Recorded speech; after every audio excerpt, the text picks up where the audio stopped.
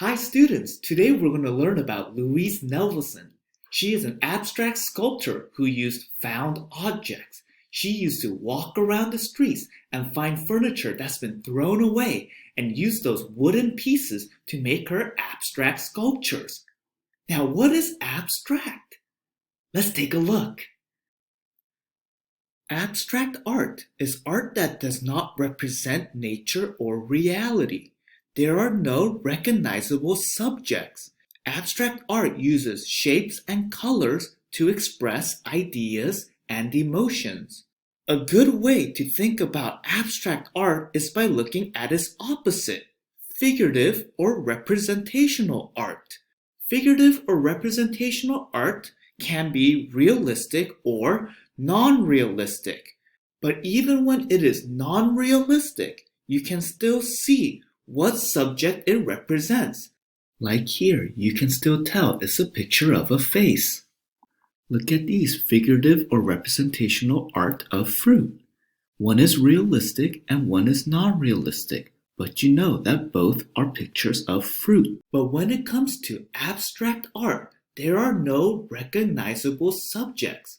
You cannot point to something and say, hey, look, I see a tree, or I see a cat or dog.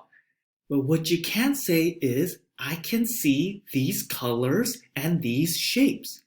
And these colors and shapes make me think or feel in certain ways.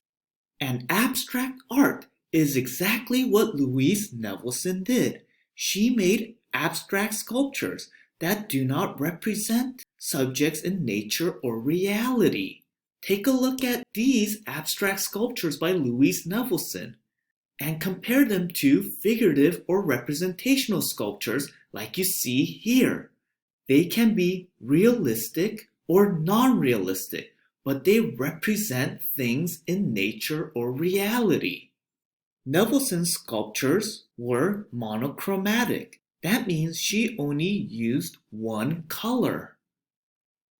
And her sculptures have balance, but a balance that is different from the kind of balance that we're used to seeing. Take a look at the painting on the right by Diego Rivera. That has symmetrical balance. When you look at that painting, one side balances the other side. But when you look at Louise Nevelson's sculpture, there is no middle. There is no focal point. Nevelson's sculpture had a different kind of balance. It is called mosaic balance. Mosaic balance does not have a center. It may seem like it is chaotic, but there is consistency and order that creates a balance. That consistency and order is achieved by rhythm. Rhythm in art suggests movement. It provides a path for the viewer's eyes to follow. Louise Nevelson uses rhythm for our eyes to follow along her sculptures. We start at one point and our eyes start to travel all around that sculpture. Her sculptures can be seen in galleries and museums. Hope you get a chance to see some of Louise Nevelson's abstract sculptures in real life. Alright students, let's create an artwork inspired by Louise Nevelson. For this lesson, I'll be using scrap wood. But if you don't have scrap wood at home, that's okay. You can use things that you find at home, such as toilet paper rolls, pieces of cardboard, paper plates, popsicle sticks. There's a lot of things you can find at home to do this project. And just how Louise Nevelson used found objects, you can use found objects at home to do this project.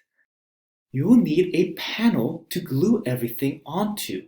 I'm going to be using a canvas panel, but if you don't have a canvas panel at home, you can use a larger, thicker sheet of cardboard.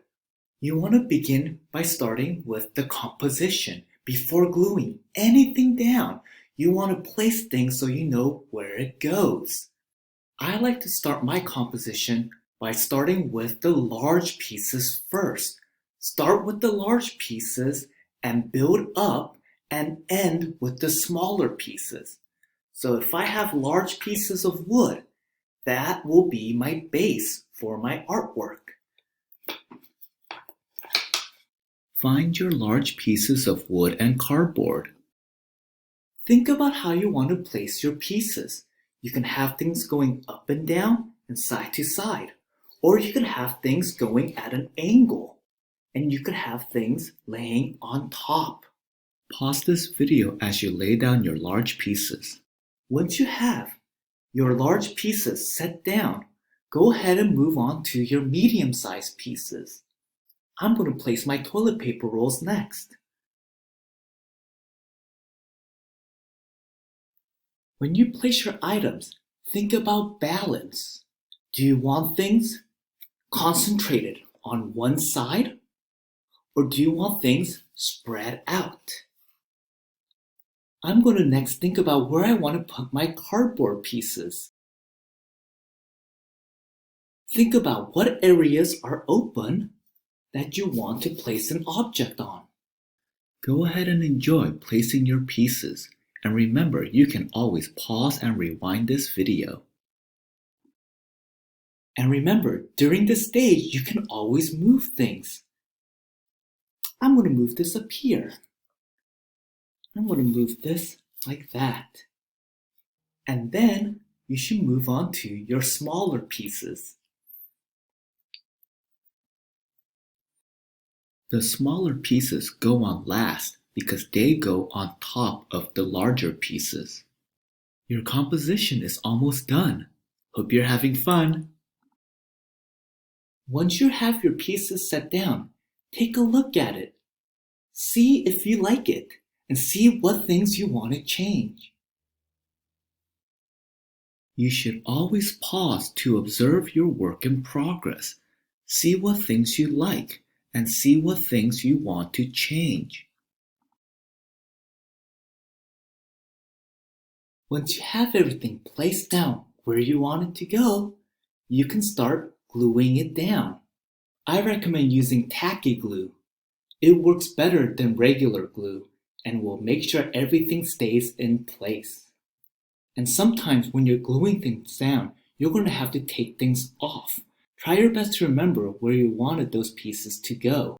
Start by gluing the large pieces down first. Glue the large pieces at the bottom first. And remember, you can always pause and rewind this video.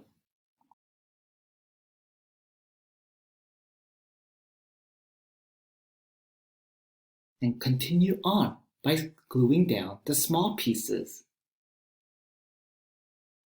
Continue gluing. Glue your medium-sized pieces on top of your large pieces and then your small pieces on top of that.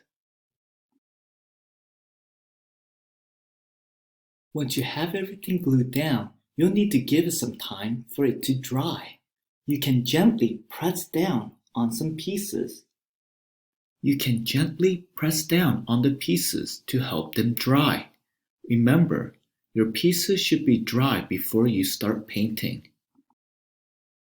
Once you have finished building your composition and gluing everything down and it is all dry, it's time to paint it.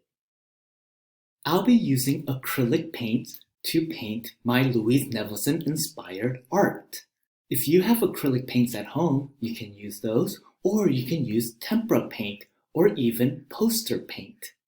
Louise Nevelson created monochromatic sculptures. That means she only used one color.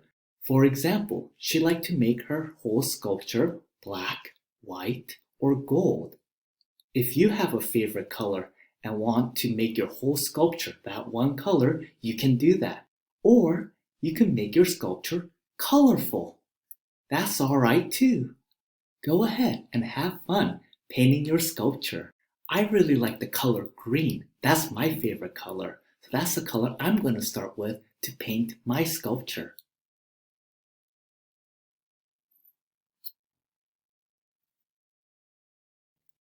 Choose a color to start with. Your whole sculpture can be that color, or you can use many different colors. And if you want to change colors, you can rinse out your brush in a bowl of water and wipe it down on a paper towel. And now you have a clean brush to change colors with. I'm deciding to use purple next. Go ahead and enjoy painting your sculpture.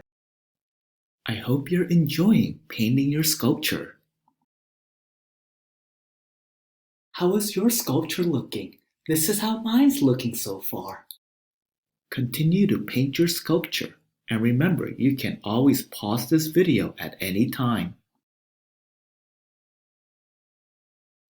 This is how I painted my sculpture so far. Even though Louise Nevelson's sculptures are monochromatic, I wanted to make mine more colorful. How is your sculpture looking? And if you want to add more patterns and decorations to your sculpture, go ahead and do that. Be creative and have fun. You can paint patterns and decorations. I'm starting to add decorations using white paint onto my sculpture. What kind of decorations are you going to do on yours? Pause this video to paint decorations.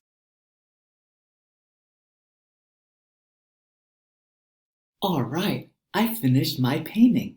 Let's take a look.